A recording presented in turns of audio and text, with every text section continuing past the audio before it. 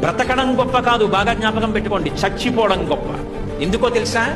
బ్రతకడం ఎలాగైనా బ్రతుకుతారు. ఆకలి, దాహము, జీర్ణము ఈ మూడు ఉంటే మనిషి ఎలా అయినా బ్రతకచ్చు. వేళపట్టున ఆకలేసి కుడితి తాగినా జీర్ణం అయిపోతే, ఆవు తింటున్న మినప్పొట్టు తినేసినా జీర్ణం అయిపోతే ఇబ్బంది లేదు. దాహం వేసి ఏది తాగినా జీర్ణం అయిపోతే ఇబ్బంది లేదు, బతికేయచ్చు. చచ్చిపోవడం అంత తేలిక కాదు. మంచాన పడి తన మలమూత్రములను తాను విసర్జించలేకపోతే వాడు రోజు రోజు క్షణం క్షణం చచ్చిపోయినట్టే.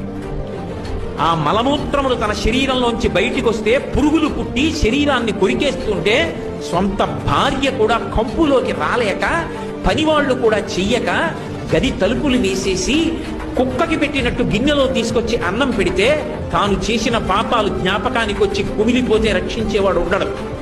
అనాయాసంగా వెళ్ళిపోవడం అంత గొప్పది. అది ఇవ్వగలిగిన వాడు శంకరుడు ఒక్కడే. అందుకే బ్రతికినంత కాలం ధర్మాన్ని పట్టు